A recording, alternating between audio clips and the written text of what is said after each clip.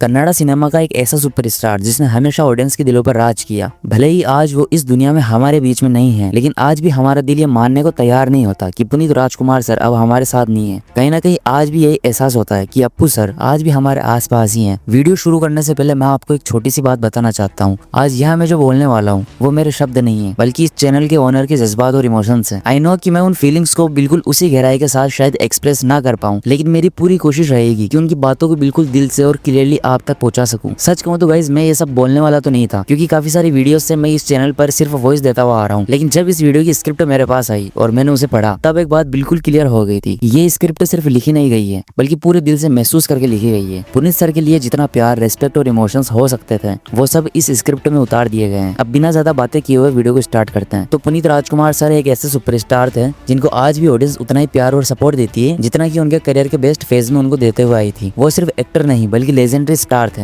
जो आज भी लाखों लोगों की दिलों में जिंदा है। हमने इससे पहले भी कई सारे एक्टर्स की जर्नी आपको बता रखी है, लेकिन आज हम बात करने वाले हैं एक ऐसे सुपरस्टार की जिनको अपनी डेब्यूट फिल्म से ही एक साथ दो अलग पहचान मिल चुकी थी, जहां पर अक्सर रीमेक फिल्म कहीं ना कहीं ओरिजिनल के सामने टिक नहीं पाती। वहीं पुनीत राजकुमार सर की फिल्म्स ओरिजिनल से भी ज्यादा पावरफुल बनकर सामने आई। इवन ऑडियंस तो कई बार ये तक भूल जाती थी कि वो रीमेक फिल्मों को भी देख रहे हैं। इस वीडियो में हम पुनीत राजकुमार सर के बारे में वो सब बताने वाले हैं जो शायद आज तक आपको किसी ने नहीं बताया होगा। इसलिए आपसे रिक्वेस्ट है कि वीडियो को एंड तक जरूर देखना, क्योंकि भले ही आप पुनीत सर के कितने ही बड़ा फैन क्यों ना हो, इतनी डिटेल एंड डेडिकेटेड कहानी आपको शायद कहीं और भी ना मिले। लेकिन उससे पहले एक बहुत इंपॉर्टेंट बात, पुनीत राजकुमार सर सिर्फ एक सुपरस्टार नहीं थे, वो एक रियल लाइफ हीरो भी थे। उन्होंने लोगों के लिए जो सेवा की, जो मदद की और जो इंसानियत दिखाई, वो हर किसी के बस की बात नहीं होती। इसीलिए उनके फैन होने के नाते हमने ये डिसीजन लिया है कि इस वीडियो से जो भी रेवेन्यू जनरेट होगा उसका 90% हिस्सा हम अच्छे कामों में लगाएंगे या डोनेट करेंगे। बस आपसे एक हम्बल सी रिक्वेस्ट है, वीडियो को पूरा देखना और वीडियो को लाइक करना और एक प्यारा सा कमेंट भी जरूर से छोड़ के चले जाना, ताकि ये वीडियो ज्यादा से ज्यादा लोगों तक पहुंच सके और पुनीत सर की लेगेसी आगे तक जिंदा रहे। सो फाइनली चलो अब स्टार्ट करते हैं आज का हमारा स्पेशल वीडियो। 17 मार्च 1975 एक तरफ कन्नड़ सिनेमा की आइकॉनिक फिल्म मयूरा का रेसलिंग सीक्वेंस शूट हो रहा था और ऑलमोस्ट उसी वक्त चेन्नई के एक हॉस्पिटल में कन्नड़ा सिनेमा के लेजेंड डॉक्टर राजकुमार के घर पांचवें बेटे का जन्म होता है, जिनका नाम रखा गया था लोहित। लेकिन वक्त के साथ साथ पूरा कर्नाटका उनको सिर्फ एक ही नाम से जानने लगा और वो नाम था अप्पू। एक Karnataka Ratna power star doctor Shri Puneeth Rajkumar sir. इनका नाम सुनते ही जो इमेज सबसे पहले दिमाग में आती है वो है फैमिली ऑडियंस का ब्लाइंड ट्रस्ट। एक ऐसा हीरो जिसको चिल्ड्रन से लेकर एल्डर्स तक हर एज ग्रुप ने अपना माना। और ये बात कहना भी कहीं गलत नहीं होगी कि वो कन्नड़ा फिल्म इंडस्ट्री के बिगेस्ट क्राउड फुलर्स में से एक है। उनकी सबसे स्पेशल क्वालिटी ये थी कि उन्होंने सिंपलिसिटी को अपनी स्ट्रेंथ बनाया। Fame, money, properties, luxury cars, even super bikes, उनके पास में सब कुछ हो सकता था और वो चाहते तो स्टारडम को इजीली बाय भी बोल सकते थे। लेकिन उन्होंने पावर या शो ऑफ के बजाय लोगों का प्यार और रेस्पेक्ट चूज किया। इसी वजह से वो सिर्फ एक एक्टर नहीं रहे, बल्कि कर्नाटका रत्न नेशनल अवार्ड विनर और प्योर जॉय के डेफिनेशन बन गए डॉक्टर पुनीत राजकुमार। पुनीत का सिनेमा के साथ कनेक्शन बचपन से स्टार्ट हो गया था। फिल्म प्रेमदा कानिकी के थ्रू डॉक्टर राजकुमार के बेटे लोहित ने कन्नड़ा फिल्म इंडस्ट्री में अपना पहला कदम रखा था। इतनी कम उम्र के अंदर इंडस्ट्री में आने का एक एडवांटेज ये भी रहा कि उनको एक्टिंग सीखने के लिए काफी टाइम और एक्सपोजर मिल चुका था। 1981 में उन्होंने अपना फर्स्ट कन्नड़ा सॉन्ग को रिकॉर्ड किया और धीरे धीरे एक स्ट्रॉन्ग चाइल्ड आर्टिस्ट के रूप में पहचान बनाने लगे। 1985 में रिलीज हुई बेटेड़ा हू, ये फिल्म उनके करियर की मेजर टर्निंग पॉइंट फिल्म भी बनी। इस फिल्म में उनकी परफॉर्मेंस का इम्पैक्ट इतना स्ट्रॉन्ग था कि उनको बेस्ट चाइल्ड आर्टिस्ट का नेशनल अवार्ड भी मिला। इसके बाद 40वां मोडगलू और इरादा नक्षत्र जैसी फिल्म्स के लिए भी उनको स्टेट अवार्ड से ऑनर किया गया। जब नॉर्मली बच्चे सिर्फ स्कूल और गेम्स तक लिमिटेड होते हैं, उसी एज में पुनीत राजकुमार ने नेशनल अवार्ड जीतकर ये दिखा दिया था कि वो किसी नॉर्मल जर्नी पर नहीं चल रहे हैं। अगेन फिर 1989 में फिल्म परशुराम में उन्होंने एक बार फिर एज ए चाइल्ड आर्टिस्ट के तौर पर काम किया और इसके बाद में अचानक उन्होंने फिल्मों से थोड़ा ब्रेक ले लिया। यहीं से उनकी लाइफ में एक ऐसा फेज स्टार्ट होता है जिसके अराउंड काफी रूमर्स फैलने लगे थे।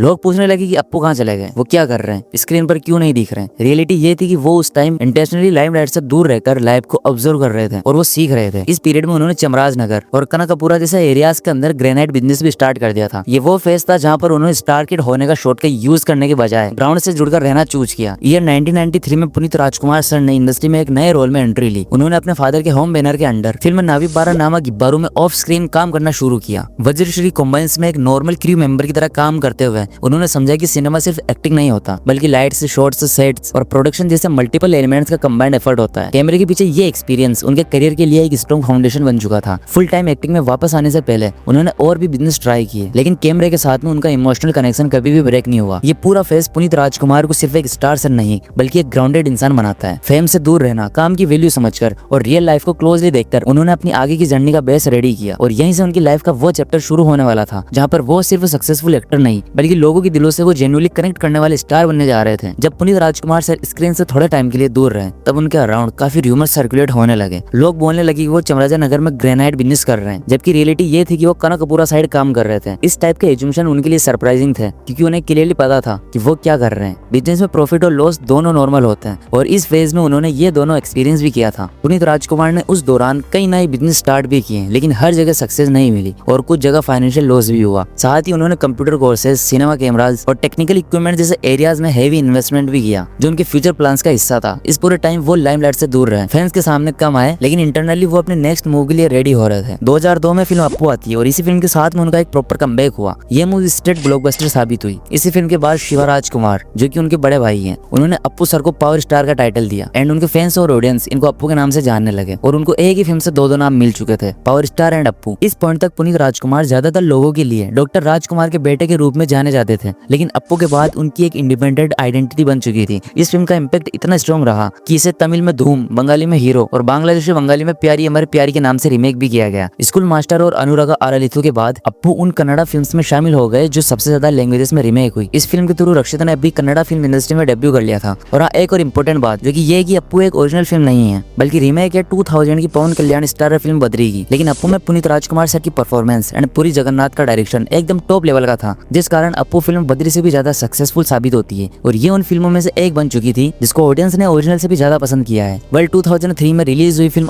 अभी के साथ राम्या ने कन्नड़ा इंडस्ट्री में एंट्री की और ये फिल्म बॉक्स ऑफिस पर काफी बड़ी हिट रही। इस फिल्म के अंदर पुनीत राजकुमार सर की एक्टिंग लेवल के अंदर एक नोटिसेबल इंप्रूवमेंट देखने को मिला। देन साल 2004 में वीरा कन्नाडिगा फिल्म रिलीज होती है और इस फिल्म का एक इंटरेस्टिंग एस्पेक्ट यह था कि तेलुगु वर्जन अंदर वाला आंध्र प्रदेश में कंप्लीटली फ्लॉप हो चुकी थी, जबकि कन्नड़ा वर्जन वीरा कन्नाडिगा ब्लॉकबस्टर बन गई। साल 2004 में मोरिया से लेकर साल 2006 की अजय तक लगभग हर फिल्म कमर्शियल लेवल पर सुपरहिट रही। जहां अजय फिल्म रीमेक थी महेश बाबू की तेलुगु फिल्म ओक्कुडू की। हाँ, ये वही फिल्म है जिसे बाद में तमिल में गिल्ली एंड बॉलीवुड में तेवर नाम से रीमेक किया गया। चलो छोड़ो, जाने तो इसके बारे में तो बात करना भी पाप है। वेल, अगर आप अजय फिल्म को देखना चाहते हो तो ये फिल्म आपको जबरदस्त तेवर के नाम से हिंदी में देखने को मिल जाएगी। देन साल 2007 में ब्लॉकबस्टर फिल्म अरासू रिलीज होती है जिसमें पुनीत राजकुमार के साथ रम्या और मीरा जैस्मिन नजर आई थी। इस फिल्म के अंदर दर्शन, आदित्य और श्रेया सरन ने कैमियो अपीयरेंस भी दिया था और इस फिल्म को हिंदी और मराठी में भी डब किया गया था। इस परफॉर्मेंस के लिए पुनीत राजकुमार को बेस्ट एक्टर का अवार्ड भी मिला। रिपोर्ट्स के मुताबिक सिर्फ 5 से 6 करोड़ के बजट में बनाई गई इस फिल्म ने वर्ल्ड वाइड 76 करोड़ का मैसिव कलेक्शन करके दिखाया और एक ब्लॉकबस्टर फिल्म साबित हुई। और इसी साल मिलाना नाम की एक मूवी भी रिलीज होती है जिसमें पार्वती ने कन्नड़ा सिनेमा में डेब्यू किया था। ये फिल्म मल्टीप्लेक्सेस के अंदर लॉन्गेस्ट रनिंग कन्नड़ा फिल्म में से एक भी बनी। इसके लिए भी पुनीत राजकुमार को कन्नड़ा का स्टेट अवार्ड मिला और इस फिल्म का भी बजट अराउंड 5 करोड़ के आसपास ही था और वर्ल्ड वाइड इस फिल्म ने 56 करोड़ का मैसिव कलेक्शन किया और 500 डेज का थिएट्रिकल रन भी कंप्लीट करके दिखाया इस फिल्म ने। देन इस फिल्म को बाद में मलयालम में स्तन एनागिस्तान नाम से डब किया गया और साथ ही साथ इस फिल्म को ओडिया और बंगाली के अंदर भी रीमेक किया गया। अप्पू के बाद ही ये उनकी 4th फिल्म बनी जो सबसे ज्यादा लैंग्वेजेस में अडेप्ट यानी कि रीमेक हुई। मिलाना के बाद 2008 और 2009 में पुनीत सर की 2 फिल्म रिलीज हुई जिनमें से फर्स्ट फिल्म थी वामसी और सेकंड फिल्म थी राज द शोमैन। बट अनफॉर्चुनेटली ये दोनों ही फिल्म्स बॉक्स ऑफिस पर एवरेज या तो बिलो एवरेज साबित होती है। लेकिन आज भी जब लोग पुनीत राजकुमार की बेहतरीन फिल्मों की बात करते हैं तो उन फिल्मों के अंदर इन दोनों ही फिल्मों का नाम जरूर से लिया जाता है। वैसे अगर आपने अभी तक इन फिल्मों को नहीं देखा तो माय हम्बल रिक्वेस्ट, प्लीज एक बार तो इन फिल्मों को जरूर देखना। ये दोनों ही फिल्में आपको हिंदी में भी देखने को मिल जाएगी। सो 2010 में जैकी नाम की फिल्म रिलीज हुई और इस फिल्म के साथ कन्नड़ा सिनेमा में एक और नई हीरोइन भावना का डेब्यू हुआ। ये फिल्म पुनीत राजकुमार सर के करियर की ट्रेडमार्क मूवीज में काउंट होती है। जनरली उन्हें फैमिली एंटरटेनर्स में देखा गया था, लेकिन सूरी की रॉ रूटेड स्टोरी टेलिंग में उनका लोकल कैरेक्टर ऑडियंस के लिए बिल्कुल फ्रेश लगा और इस रोल के अंदर ही उनकी एक्टिंग पोटेंशियल क्लियरली सामने आई। जैकी पुनीत राजकुमार सर के करियर की एक कंप्लीट कमर्शियल फिल्म मानी जाती है। इसमें एंटरटेनमेंट के सारे एलिमेंट्स बैलेंस में थे। इस फिल्म को 2011 में तेलुगु और मलयालम दोनों लैंग्वेजेस के अंदर भी डब किया गया और इस फिल्म की म्यूजिक के लेवल पर भी इस फिल्म का रेस्पॉन्स काफी स्ट्रॉन्ग रहा, जहां पर इसकी ऑडियो सीडीज ने 1 मिलियन से ज्यादा कॉपी सेल करी और प्लेटिनम डिस्क अवार्ड रिसीव किया। साथ ही इस फिल्म को फिल्म फेयर अवार्ड से भी ऑनर किया गया। कमर्शियल सक्सेस के साथ साथ जेकी फिल्म अप्पू के करियर की एक इंपॉर्टेंट माइलस्टोन फिल्म भी बन चुकी थी। देन साल 2010 में रिलीज हुई फिल्म पृथ्वी अप्पू के करियर की मोस्ट रेस्पेक्टेड और कल्ट स्टेटस वाली फिल्म के अंदर काउंट होती है। यह फिल्म बल्लारी की माइनिंग बैकड्रॉप पर बेस्ड थी और इस प्रोजेक्ट के लिए पुनीत राजकुमार का सिलेक्शन खुद मेकर्स के लिए ऑब्वियस था। उस टाइम के सोशल पॉलिटिकल एनवायरनमेंट को देखते हुए इस रोल के लिए उनसे बेटर चॉइस कोई और नहीं माना गया। फिल्म का म्यूजिक भी ऑडियंस के बीच आज तक रेलिवेंट और पॉपुलर बना हुआ है, जो इसके लॉन्ग लास्टिंग इंपैक्ट को दिखाता है। देन 2011 में हुडुगारू फिल्म रिलीज होती है, जो उन रेयर रीमेक्स में से एक है जिसको ओरिजिनल फिल्म में नाडो डिगल से ज्यादा बेटर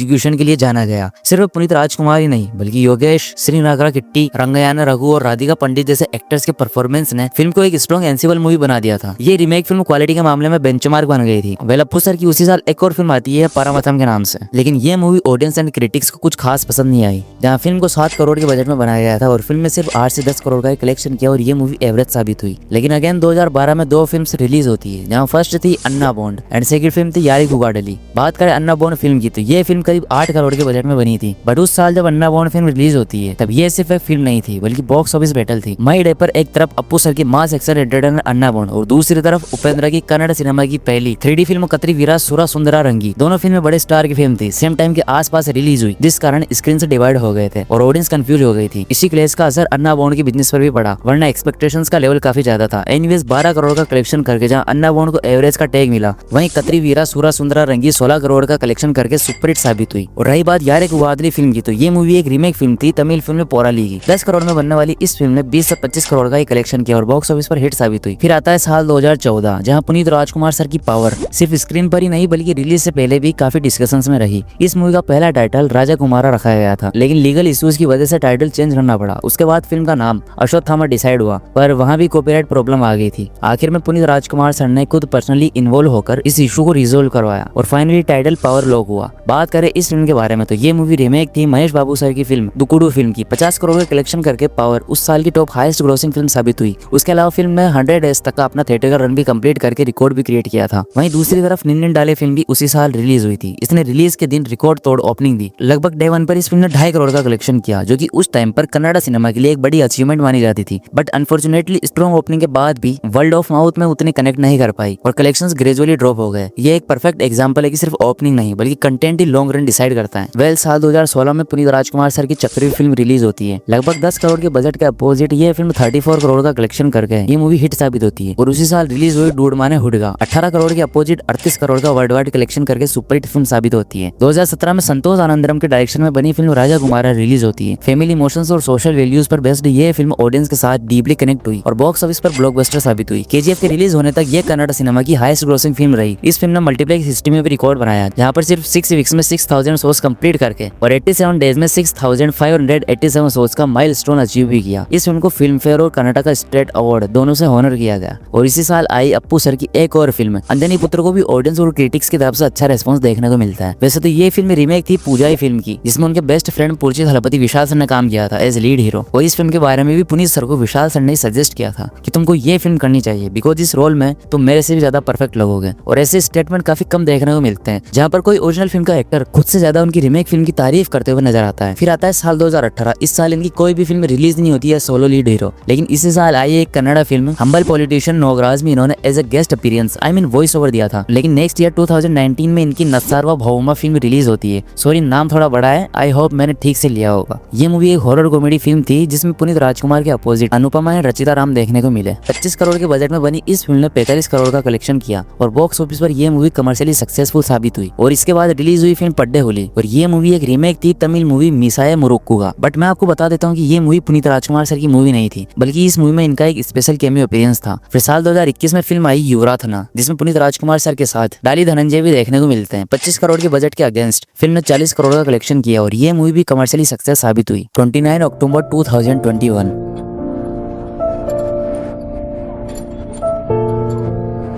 ये सिर्फ एक डेट नहीं थी, ये पूरे कर्नाटका के लिए एक ऐसा दिन था जो कभी नहीं भुलाया जाएगा। पुनीत राजकुमार सर सिर्फ 40 साल के एक मैसिव कार्डियक एक्सीडेंट के चलते हम सबसे अलग हो गए।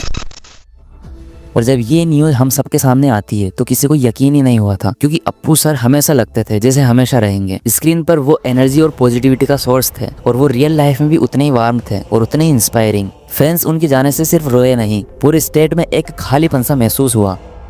रोड्स पर लोग सिर्फ एक्टर को नहीं, अपने फैमिली मेंबर को अलविदा कह रहे थे। हर किसी के लिए वो इंस्पिरेशन थे, रोल मॉडल थे और किसी के लिए बस अपना अप्पू। उनका इम्पैक्ट सिर्फ मूवीज में नहीं था, उनका इफेक्ट हर जिंदगी में था, चाहे फिर वो बच्चा हो, जवान हो या बुजुर्ग हो। सब उनकी पॉजिटिविटी और इंसानियत को टच हुए। उनके जाने के बाद ये क्लियर हो चुका था कि पुनीत राजकुमार सर सिर्फ एक सुपरस्टार नहीं बल्कि लोगों की जिंदगी के हीरो थे और उनकी लेगेसी आज भी सबके दिलों में जिंदा है। और जब भी हर बार उनका नाम आता है आंखों से पहले दिल भर जाता है और हर फैन के लिए ये याद एक प्रॉमिस बन जाती है कि अप्पू सर हमेशा हमारे साथ रहेंगे, स्क्रीन पर या दिलों में। सो पुनीत सर तो हमारे बीच में नहीं रहे, लेकिन उनकी कुछ फिल्में ऐसी थी जो अभी भी रिलीज होना बाकी थी। तो अब थोड़ी उन फिल्मों की भी बात कर लेते हैं। तो 2022 में गंधेड़ा गुडी रिलीज हुई, जो कंटेंट के लेवल पर कंप्लीटली डिफरेंट फिल्म थी। ये पुनीत राजकुमार का ड्रीम प्रोजेक्ट था, जिसका ऑब्जेक्टिव कर्नाटका की नेचुरल ब्यूटी को शोकेस करना था। वाइल्ड लाइफ फोटोग्राफर अमोघा वर्षा के साथ मिलकर ये डॉक्यू ड्रामा क्रिएट की गई। अपने करियर के पीक पर होते हुए भी इस तरह के कंटेंट को चूज करना उनके सिनेमा के लिए विजन और नेचर के लिए रेस्पेक्ट को क्लियरली रिफ्लेक्ट करता है। वहीं उसी साल उनकी second unreleased film I as James, जो कि एक पैन इंडिया रिलीज फिल्म थी। इस फिल्म ने रिलीज होते ही कई सारे रिकॉर्ड्स बनाए। फिल्म ने रिलीज के दिन 4 दिन में ही 100 करोड़ के कलेक्शन को पार कर दिया था। फिल्म में हमें पुनीत राजकुमार सर के साथ मेकर श्रीकांत, मुकेश ऋषि, आर शरद कुमार और शिवा राजकुमार भी देखने को मिलते हैं। और ये मेरी फर्स्ट फिल्म थी पुनीत राजकुमार की, जो मैंने थिएटर एक्सपीरियंस किया था। लिटरली गाइज, मैं इस फिल्म को देखने के लिए 80 किलोमीटर दूर गया था, क्योंकि मैं एक छोटे से विलेज में रहता हूँ और विलेज के अंदर हमारे थिएटर नहीं है। और वो भी मैं बाइक पे गया था और मेरे साथ ही मेरा एक हरामी दोस्त भी गया था। सॉरी गाइज, बुरा मत मानना, बट कभी कभी है ना जो मेरे मुंह से सच भी निकल जाता है। वेल इसी दौरान द्वितीय नाम का एक प्रोजेक्ट, जिसको पवन कुमार ने लिखा और डायरेक्ट किया था, यह प्रोजेक्ट काफी ज्यादा एंटिसिपेटेड माना जा रहा था। और इस प्रोजेक्ट की शूटिंग सितंबर में स्टार्ट होने वाली थी। इस प्रोजेक्ट को लेकर ऑडियंस में काफी क्यूरियोसिटी भी थी। अगर पुनीत राजकुमार के अवार्ड्स और हॉनर्स की बात की जाए तो एक पूरा चैप्टर भी काफी नहीं पड़ेगा। उन्हें एक national award, 4 Karnataka state film award, 5 सीमा अवार्ड्स और 6 फिल्म फेयर साउथ अवार्ड्स मिल चुके थे। और साथ ही कर्नाटका नंदी फिल्म अवार्ड्स भी उनके अचीवमेंट्स का हिस्सा थे। 2023 में गंधेड़ा गुडी के लिए उनको और रिकॉग्निशन मिली। मैसूरू यूनिवर्सिटी ने उन्हें डॉक्टरेट डिग्री से ऑनर किया। पुनीत राजकुमार सर को कर्नाटका रत्न से भी सम्मानित किया गया, जो अब तक सिर्फ कुछ ही लोगों को दिया गया है। कर्नाटका पोस्ट सर्कल ने उनके नाम पर स्पेशल पोस्टेज कवरेज भी इशू किए। गवर्नमेंट स्कूल स्टूडेंट्स के सैटेलाइट प्रोजेक्ट को अप्पू सैटेलाइट नाम दिया गया। मैसूरू दशहरा के दौरान उनके सम्मान में उनका पोर्ट्रेट भी अनवील किया गया। पुनीत राजकुमार सर का इम्पैक्ट सिर्फ फिल्म्स तक लिमिटेड नहीं रहा, टेलीविजन पर भी उनकी प्रेजेंस रही, जहां उन्होंने पॉपुलर शोज होस्ट किए और एक टीवी सीरीज तक को उन्होंने प्रोड्यूस तक किया। ओवरऑल वो सिर्फ एक एक्टर तक कॉन्फाइड नहीं थे, बल्कि मल्टीपल फील्ड्स में अपनी स्ट्रॉन्ग प्रेजेंस रखने वाले पर्सनैलिटी थे। एक ऐसा नाम जो कन्नड़ा एंटरटेनमेंट इंडस्ट्री के हर एस्पेक्ट से जुड़ गया। पीआर के प्रोडक्शंस, जिसको ऑफिशियली पर्वतम्मा राजकुमार प्रोडक्शंस कहा जाता है, जो कि 2017 में शुरू हुआ था। ये सिर्फ एक प्रोडक्शन हाउस नहीं था, बल्कि अप्पू का सिनेमा को वापस देने का कुछ तरीका था। अपने नाम की स्टारडम को कैश करने के बजाय उन्होंने इसको रिस्क लेना और नए आइडियाज को स्पेस देने के लिए यूज किया था। इस बैनर के अंडर उन्होंने टोटल 10 फिल्म्स को प्रोड्यूस करा है। लोग उन्हें भले ही फैमिली हीरो के तौर पर जानते हो, बट पीआर के प्रोडक्शंस की फिल्म्स देख करके ये समझ में आ जाता है कि उनका विजन सिर्फ सेफ सिनेमा तक लिमिटेड नहीं था। यहाँ एक्सपेरिमेंटेशन को प्रायोरिटी दी गई, नए डायरेक्टर्स, फ्रेश राइटर्स और नए टेक्नीशियंस को चांस दिया गया, ताकि कन्नड़ सिनेमा में एक नई वेव आए। माया बाजार 2016, लो, फ्रेंच बिरयानी और मैन ऑफ द मैच जैसी फिल्म्स इस बात का प्रूफ है कि अप्पू सर सिर्फ स्क्रीन पर ही नहीं, बल्कि कैमरे के पीछे भी एवोल्यूशन चाहते हैं। ये फिल्म्स कमर्शियल फॉर्मूलाज के पीछे नहीं भागती थी, बल्कि कंटेंट ड्रिवन स्टोरी टेलिंग को पुश करती थी, क्वाइटली लेकिन कॉन्फिडेंटली। पीआर के प्रोडक्शंस ने कन्नड़ सिनेमा के सिनेमैटिक ओशन में एक नया करंट क्रिएट किया है। लेकिन अप्पू की असली ग्रेटनेस सिर्फ सिनेमा तक लिमिटेड नहीं थी। स्टारडम, सक्सेस और किंग साइज लाइफ के बाद भी उन्होंने कभी खुद को अलग नहीं किया। उन्होंने फेम को शील्ड नहीं बनाया, बल्कि उन्होंने ब्रिज बनाया लोगों तक पहुंचाने का। जब भी उनकी बात होती है तो डिस्कशन एक्टिंग, डांस या एक्शन से कहीं आगे चली जाती है, क्योंकि असल में वो एक साइलेंट सपोर्टर थे। बिना किसी अनाउंसमेंट और बिना कैमरास के वो मुश्किल टाइम में भी लोगों के लिए खड़े रहते थे। कई बार वो अकेले आए, मदद करी और क्वाइटली चले गए। नो पोस्ट, नो हेडलाइंस और नए क्रेडिट। कई लोगों को बाद में पता चला कि उनके अकाउंट में जो पैसा है वो अप्पू सर की तरफ से थे। किसी को ट्रीटमेंट के लिए मदद मिली, किसी को इमरजेंसीज में सपोर्ट मिला और किसी को तो छोटे छोटे उनके घर के खर्चों के लिए कैश मिला। और हर बार एक ही कंडीशन होती थी कि इसको बाहर मत आने देना। किसी के मेडिकल ट्रीटमेंट के लिए 5,000 रुपए, किसी को 50,000 की मदद, किसी को 1 लाख की तो किसी को 2 लाख की। और अमाउंट्स हर बार अलग अलग होते थे, लेकिन इंटेंशन हमेशा सेम था, हेल्प विदाउट नॉइज। कई बार वो इन्वॉल्व में चेक देकर के चले जाते थे, ताकि किसी को भनक तक ना लगे। एक स्ट्रगलिंग इंसान की जिंदगी स्टेबल करने के लिए उन्होंने राशन शॉप तक खरीद कर दे दी थी। करवान साफ करना है, यंग बॉयज को कैजुअली 5 से 10,000 रुपए दे देना, स्ट्रोक के बाद किसी की ट्रीटमेंट में मदद करना। ये सब कुछ उनके लिए सिर्फ चैरिटी नहीं था, ये उनके लिए नॉर्मल ह्यूमन रिस्पॉन्स था। नंबर्स की बात करें तो उन्होंने 45 गवर्नमेंट स्कूल्स, 26 ऑर्फनेजेस, 19 गौशाला और 16 ओल्ड एज होम को सपोर्ट किया है। 1800 बच्चों की एजुकेशन में डायरेक्ट मदद करी है। यहाँ तक कि अपनी फिल्म्स के सॉन्ग से मिलने वाली रिम्यूनरेशन का भी एक हिस्सा वो चैरिटी में डोनेट कर दिया करते थे। वुमेन्स डे इंटरव्यूज हो, राइट टू एजुकेशन कैंपेन्स हो, मैराथन, रिवर कंजर्वेशन ड्राइव्स या सोशल अवेयरनेस इवेंट्स, हर जगह अगर कोई एक्टर ग्राउंड पर दिखता था तो वो अप्पू ही थे। Leadership by example, not by slogan. Parvathamma Rajkumar द्वारा स्थापित शक्तिधामा ऑर्गेनाइजेशन के जरिए वुमेन और चिल्ड्रन की एजुकेशन पर खास फोकस किया गया। सेक्सुअल हैरेसमेंट का सामना कर चुकी महिलाओं को लाइफ स्किल से सिखाने का काम भी इसी ट्रस्ट के थ्रू किया गया। क्वालिटी एजुकेशन को एक्सेसिबल बनाने के लिए डॉक्टर राजकुमार लर्निंग ऐप लॉन्च किया गया। कोविड के मुश्किल टाइम में चीफ मिनिस्टर रिलीफ फंड में 50 लाख डोनेट किया गया। 2019 में नॉर्थ कर्नाटका फ्लड के दौरान भी 5 लाख की मदद नेचुरल कैलेमिटी रिलीफ फंड में दी गई। अप्पू कभी खुद को हीरो कहकर सामने नहीं लाए, लेकिन उनके एक्शंस ने उनको वो बना दिया था। स्क्रीन पर पावर स्टार, लेकिन असली जिंदगी में एक क्वाइट फेस, जो भी बिना बताए बिना दिखाए बस सही टाइम पर सही जगह मौजूद रहता था। अप्पू की जर्नी सिर्फ स्टारडम तक लिमिटेड नहीं थी। उन्होंने 14 फिल्म्स में चाइल्ड आर्टिस्ट के तौर पर काम किया था और बाद में 32 मूवीज के अंदर as a lead hero play किया था। उनकी सबसे बड़ी खास बात ये थी कि उनके करियर में 0 कंट्रोवर्सीज रही हैं। वो शायद उन गिने चुने एक्टर्स के अंदर आते हैं जिन्होंने अपने सारे को स्टार्स के साथ में हमेशा अच्छा सपोर्ट मेंटेन किया। पॉलिटिक्स के मामले में भी बिल्कुल डॉक्टर राजकुमार की तरह अप्पू ने खुद को हमेशा दूर रखा। हेल्थ और फिटनेस को लेकर अप्पू एक परफेक्ट एग्जाम्पल थे। उनकी मूवीज का सक्सेस रेट लगभग 90% रहा, जो कि उनको अपने टाइम का एक हाईएस्ट पेड एक्टर बनाता है। सिर्फ हीरो ही नहीं, उन्हें टेक्नीशियंस का एक्टर कहना भी बिल्कुल गलत नहीं होगा। वो जितना हो सके स्टंट डबल्स को अवॉइड करते थे और खुद ही सीन्स को परफॉर्म करना प्रेफर करते थे। 2010 में कन्नड़ सुपरस्टार पुनीत राजकुमार आरसीबी के ब्रांड एम्बेसडर भी बने। इसके अलावा वो कर्नाटका मिल्क फेडरेशन KMF के ब्रांड एम्बेसडर 10 साल तक रहे, बिना किसी रिम्यूनरेशन के, सिर्फ कर्नाटका के डेयरी फार्मर्स को सपोर्ट करने के लिए। ट्विटर पर भी वो एक्टिवली अपकमिंग कन्नड़ फिल्म्स और न्यू टैलेंट को सपोर्ट और एक्नॉलेज करते रहे। अप्पू को आपने कभी फ्लेसी आउटफिट्स में ज्यादा नहीं देखा और इसके पीछे एक वजह थी। एक बार क्या हुआ था कि एक बार एक मिडिल क्लास फैन उन्हें इम्प्रेस करने के लिए महंगे कपड़े पहनकर आया। अप्पू ये नहीं चाहते थे कि वो अपने फैंस पर कोई गलत इन्फ्लुएंस डाले। उस दिन के बाद उन्होंने कॉन्शियसली फ्लैशी और कॉस्टली आउटफिट्स पहनना अवॉइड करना स्टार्ट कर दिया था। आज जब हम उनके जाने के बाद पीछे देखते हैं तो साफ साफ ये नजर आता है कि कई फिल्म्स ने उन्हें ट्रिब्यूट दिया है, किसी न किसी फॉर्म में उन्हें याद किया है। 29 अक्टूबर 2021 वो दिन जब अप्पू फिजिकली हमेशा जुदा हो गए। उस रात उनको सडन चेस्ट पेन होता है। अगले दिन वर्कआउट के बाद पेन फिर से आया। फैमिली डॉक्टर की एडवाइस पर उन्हें विक्रम हॉस्पिटल एडमिट करने का डिसीजन लिया गया। लेकिन उस दिन जब कहा गया आपको एडमिट होना पड़ेगा, तब किसी को नहीं पता था कि वो वापस कभी नहीं आने वाले। और ब्रेकिंग न्यूज ये आई थी कि power star Puneeth Rajkumar is no more. ये खबर आज की तरह हर जगह फैल गई। एक ऐसा इंसान जिसने 46 साल अपनी जिंदगी समझदारी से जी, हमेशा लोगों की मदद करी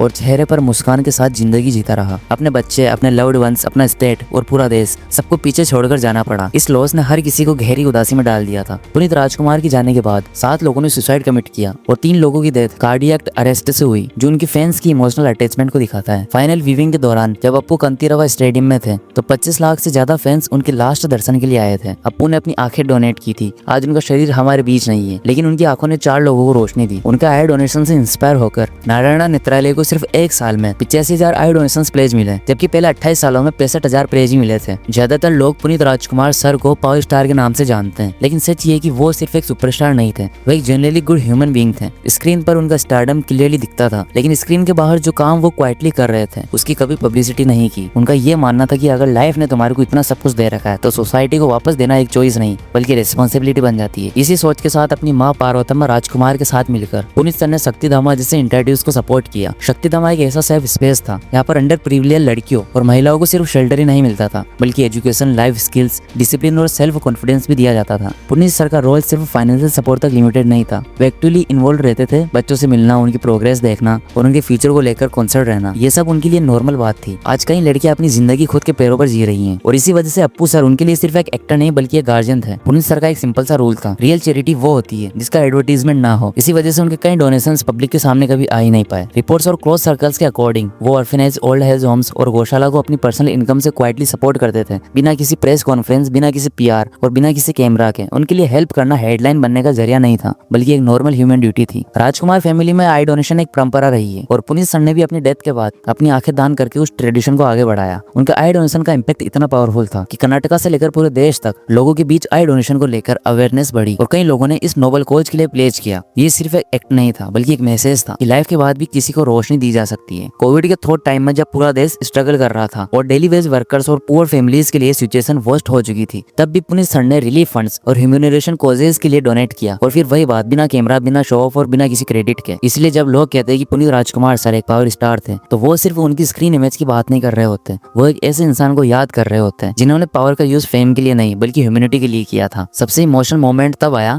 जब 2021 में power star Puneeth Rajkumar sir का अचानक निधन हो गया। पूरी साउथ इंडस्ट्री नहीं बल्कि उनके फैंस और उनके सोशल वर्क से जुड़े हजारों लोग शोक में आ गए थे। पुनीत सर सिर्फ एक सुपरस्टार नहीं थे बल्कि एक ऐसे इंसान थे जो अपनी कमाई का बड़ा हिस्सा समाज सेवा के लिए डेडिकेट करते थे। शक्तिधामा जैसे आश्रम और वहाँ पढ़ने वाले बच्चे उनके दिल के बहुत करीब थे। उनके जाने के बाद नेचुरली सबके मन में एक ही सवाल था कि इन बच्चों और इन सोशल इंटाइटिव्स का फ्यूचर अब क्या होगा। इस दौरान आगे आए पुरचे थलापति विशाल, जो पुनीत सर के को एक्टर ही नहीं बल्कि उनके काफी क्लोज फ्रेंड भी थे। पुनीत सर के डिमाइस के बाद विशाल ने ओपनली मीडिया के सामने ये कहा कि अप्पू सर के सोशल सर्विसेज वर्क रुकने नहीं चाहिए और जितनी भी मदद उनसे हो सकेगी वो जरूर करेंगे। विशाल ने शक्तिधामा जाकर बच्चों से मुलाकात भी करी और ये क्लियरली बताया कि पुनीत सर का जो विजन था एजुकेशन, केयर और सपोर्ट का, उस विजन को आगे बढ़ाने में वो हमेशा सपोर्ट के लिए तैयार रहेंगे। ये कोई लीगल टेक ओवर या फॉर्मल जिम्मेदारी का अनाउंसमेंट नहीं था बल्कि एक दोस्त का इमोशनल प्रॉमिस था और रेस्पेक्ट और लॉयल्टी का सिंबल था। पुनीत सर की फैमिली आज भी उनके सोशल वर्क्स को संभाल रही है और विशाल जैसे लोग उनके मिशन को सपोर्ट करके ये प्रूव करते हैं कि रियल लेगेसी सिर्फ फिल्म से नहीं बल्कि इंसानियत से बनती है। ये मोमेंट दिखाता है कि साउथ सिनेमा में दोस्ती सिर्फ स्क्रीन तक लिमिटेड नहीं होती बल्कि रियल लाइफ में भी एक दूसरे के सपनों सपनों को जिंदा रखने का नाम होती है। आज भी कुछ लोग कहते हैं ये नेपोटिज्म है, ये सिर्फ अपने फादर के नाम पर आया है, लेकिन सच ये कि नेपोटिज्म का मतलब सिर्फ एंट्री हो सकता है, लेगेसी नहीं। अमिताभ बच्चन के बेटे अभिषेक बच्चन के लिए सिनेमा में अमिताभ बच्चन से बड़ा बनना मुश्किल है। तेंदुलकर के बेटे के लिए क्रिकेट में तेंदुलकर से आगे निकलना मुश्किल है। अंबानी के बेटे के लिए बिजनेस में अंबानी से ऊपर जाना मुश्किल है। और डॉक्टर राजकुमार जैसे Demi God of Karnataka film industry के बेटे होकर पुनीत राजकुमार ने अपनी एक अलग ही पहचान बनाई, और सिर्फ बनाई नहीं बल्कि लगभग 20 साल तक उन्होंने राज किया। ये नेपोटिज्म नहीं, ये हार्ड वर्क, डिसिप्लिन और कैरेक्टर का रिजल्ट है। इसलिए उन्हें कर्नाटक का रत्न डॉक्टर पुनीत राजकुमार के नाम से सम्मानित भी किया गया। उनकी जाने के बाद जेम्स, लक्की मैन और गंदाड़ा गुड़ी जैसी फिल्म थिएटर में रिलीज हुई। इन सभी मूवीज में से गंदाड़ा गुड़ी एक एक्सेप्शनल मास्टरपीस के रूप में याद रखी जाती है। ओवरऑल ये सिनेमा के थ्रू अप्पू को एक परफेक्ट फेयरवेल था। री रिलीज की बात करें तो 2024 में अप्पू सर के बर्थडे पर जेकी के री रिलीज ने फर्स्ट डे पर 1 करोड़ का कलेक्शन किया। फैंस ने ये दिखा दिया कि ट्रू री रिलीज क्या होता है। मार्च 2025 में फिल्म अप्पू रिलीज होती है और री रिलीज के सेलिब्रेट का एक परफेक्ट बेंचमार्क सेट कर देती है। यही पावर स्टार पुनीत राजकुमार की लेगेसी। स्टारडम के लिए शायद 2.5 घंटे का हीरो बनना काफी होता है, लेकिन फिल्म के खत्म होने के बाद भी लोगों के दिलों में जिंदा रहने के लिए रियल पावर चाहिए होती है। गाइज, ये पूरी कहानी हमारे बिलव्ड अप्पू के लिए एक हार्ट फेल्ट ट्रिब्यूट है। अगर हम उनके बारे में लिखना या बोलना शुरू कर दें तो शायद ये सिलसिला कभी खत्म ही ना हो, क्योंकि उनकी लाइफ खुद में ही एक अल्टीमेट स्टोरी थी, फुल ऑफ इंस्पिरेशन, ह्यूमैनिटी और लव। लेकिन फिर भी कुछ ऐसी बातें जो हमारे से छूट गई हो तो प्लीज माफ कर देना। एनीवेज, अप्पू हमेशा अमर रहेंगे और हम सबके दिलों में हमेशा जिंदा रहेंगे।